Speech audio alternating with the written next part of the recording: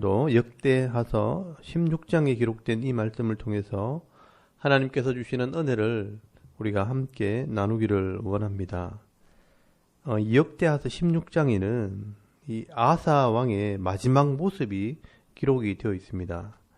이 아사 왕은 선한 왕이었고 나름대로 하나님 말씀을 순종함으로 평안을 누렸던 왕이었습니다.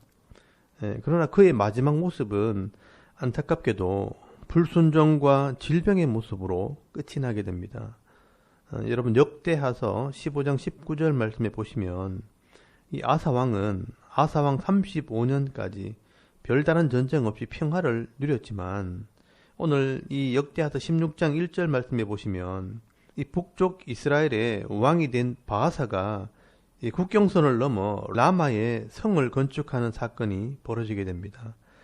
지난번에도 말씀을 드렸지만 이 국경선 전쟁이 일어나게 된 것입니다. 이 아사 왕의 계획으로 이 북쪽에 있는 사람들이 남쪽으로 내려가는 일이 일어나면서 이 바사 왕이 국경선을 넘어 남쪽 지역에 있는 라마에까지 와서 성벽을 건축하게 된 것입니다. 여기 바사 왕도 사실은 여로보암의 아들 나답이 왕이 된 지 2년 만에 반역을 일으켜서 왕이 된 사람입니다. 여러분 열왕기상 15장 27절 말씀에 보시면 이 나답 왕은 이 남쪽으로 영토를 확장하기 위해서 해변도로 쪽으로 내려가서 서쪽을 장악하려고 이 블레셋 땅에 있는 기브돈으로 내려갔을 때 이 전쟁터에서 반역을 당해 죽게 되고 바하사가 왕이 된 것입니다. 그래서 이 바하사도 이 자신의 세력을 키우기 위해 이 북쪽에 있는 아람과 동맹을 맺고 또 남쪽의 유다를 위협하기 위해 라마 성을 건축하게 된 것입니다. 그래서 이 아사 왕도 이 바하사에게 위협을 느끼게 되었고 고민을 하다가 나름대로 지혜를 낸 것이 이 북쪽에 있는 아람 왕에게 돈을 주고 이 바하사와의 동맹을 끊고 이스라엘의 뒤쪽을 공격해달라고 계약을 하게 됩니다. 사실 여기서부터 이 아사 왕의 잘못된 길이 시작이 됩니다.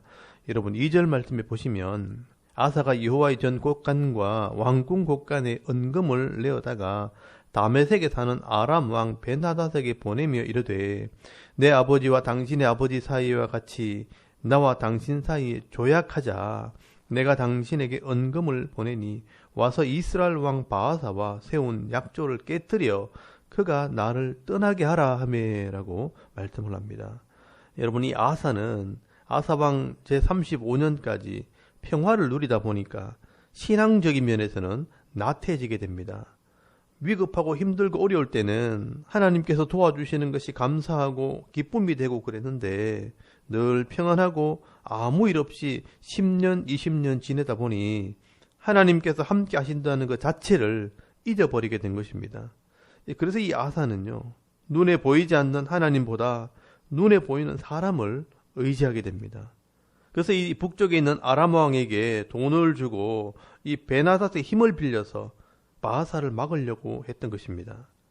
그런데 여러분 그 계획이 이루어졌고 이 벤하닷이 자기 뜻대로 움직여 주어서 이 바하사에게 큰 타격을 입히게 됩니다. 여러분 4절 말씀에 보시면 이 벤하닷이 아사 왕의 말을 듣고 그의 군대 지휘관들을 보내어 이스라엘 성읍들을 치되 이온과 단과 아벨마임과 납달리의 모든 국고성들을 쳤더니 바하사가 듣고 라마 건축하는 일을 포기하고 그 공사를 그친지라 라고 말씀을 합니다.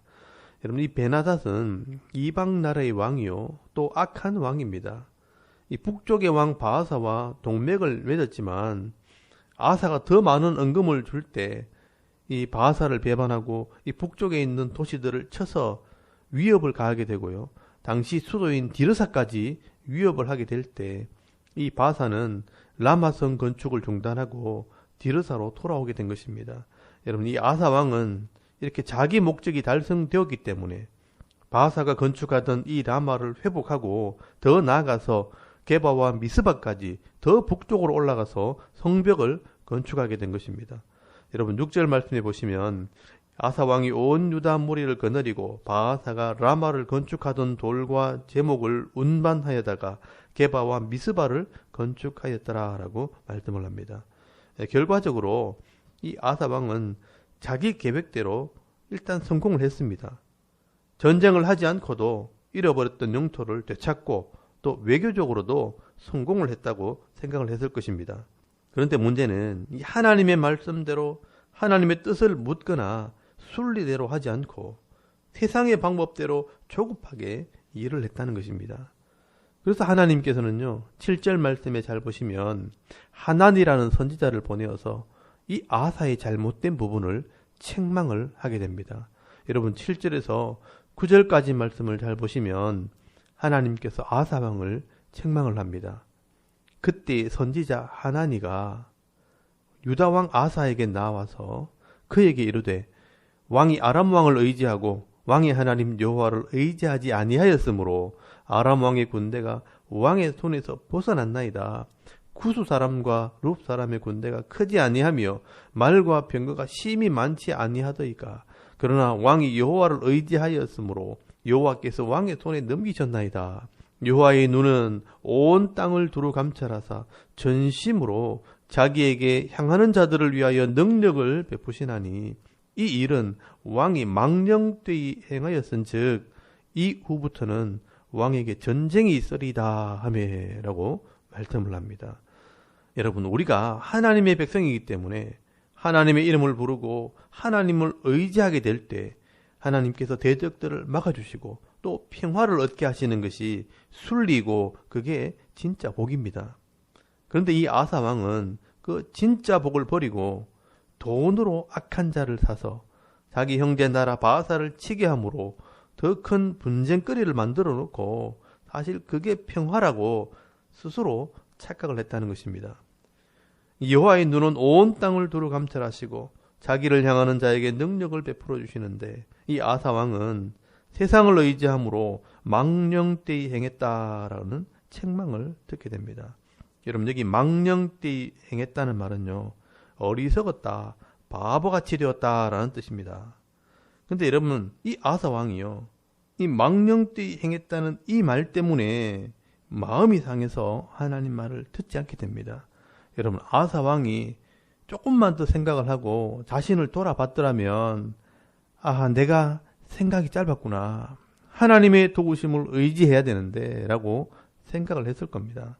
근데 이 아사 왕은 그 마음이 상함으로 생각이 좁아져서 왜 나는 잘했는데 나를 알아주지 않는 거야 하면서 더 교만해지기 시작합니다. 그래서 여러분 10절 말씀에 보시면 아사가 노하여 선견자를 옥에 가두었으니 이는 그의 말에 크게 노하였음이며 그때 아사가 또 백성 중에서 몇 사람을 학대하였더라라고 말씀을 합니다. 여러분, 여기서부터 이 아사 왕은 결정적으로 하나님과 멀어지게 됩니다. 여러분, 이 아사 왕의 마음은 이미 여유가 없어졌고 자기가 한 일에 대해서 책망을 할 때 마음이 상해서 이 선지자의 음성이 들리지 않았습니다. 그래서 이 아사 왕은 회개할 기회를 놓치게 되었고 도리어 선지자를 옥에 가두어 버렸습니다. 그리고 그 백성 중에 바른 말을 하는 사람들, 이 선지자의 말을 들어야 한다고 주장하는 사람들을 학대하기 시작합니다. 여러분, 여기 학대했다는 말도요, 짓눌렀다, 깨뜨렸다라는 말입니다. 사람의 말을 들으려고 하지 않고 자기 힘과 권력으로 백성들을 그냥 눌러버린 것입니다. 여러분, 이렇게 왕이 선지자의 음성이 들리지 않고 자신의 죄를 회개하지 않을 때 하나님께서는 말이 안 통하니까 징계를 내려서 다리에 병이 들게 하십니다. 여러분 12절 말씀에 보시면 아사가 왕이 된 지 39년에 그의 발이 병들어 매우 위독했으나 병이 있을 때 그가 여호와께 구하지 아니하고 의원들에게 구하였더라라고 말씀을 합니다. 여러분, 이 아사 왕 제 36년에 이런 일이 벌어졌고 이제 39년이 되었으니까 이 아사 왕이 3년을 기다려도 회개하지 않는 겁니다. 그래서 하나님께서는 그 다리에 병이 들게 하신 겁니다. 선지자를 옥에 가둘 때 하나님께서 이 아사 왕의 다리를 못 쓰게 하셨습니다. 그러면 이 아사 왕이요, 자기를 돌아봤으면 좋겠는데 이 아사 왕은 끝까지 고집을 꺾지 않고요, 하나님께는 구하지 않았다라고 말씀을 합니다.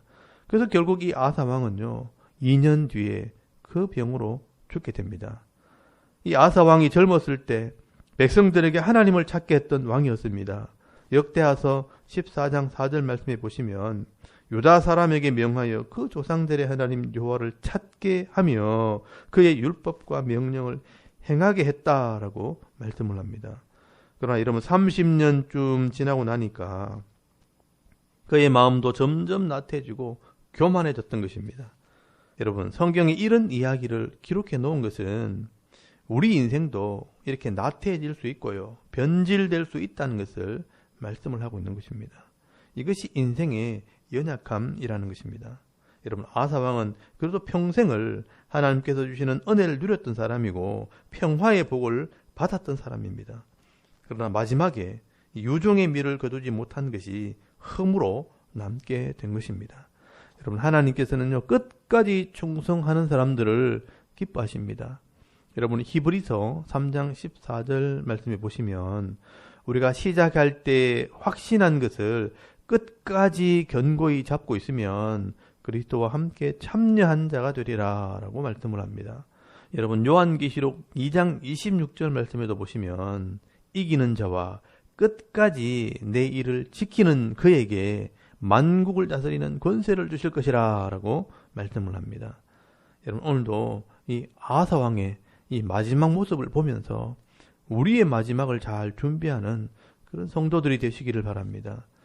여러분 하나님께서 우리 각자에게 주시는 이 기업의 분량은 다 다르지만 내게 주신 기업과 이 사명이 있다면 이 사명을 끝까지 붙들고 충성하게 될 때 하나님께서 예배해 놓으신 이 풍성한 은혜를 받아 누리는 지혜롭고 복된 성도들이 다 되실 수 있기를 주의 이름으로 축원합니다.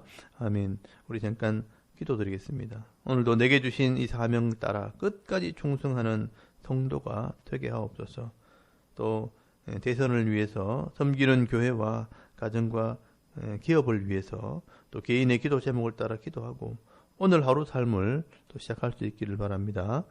다 같이 우리 하나님께 한번 기도드리겠습니다. 살아계신 하나님 은혜를 감사합니다. 오늘도 이 아침에 하나님 말씀 앞에 엎드립니다.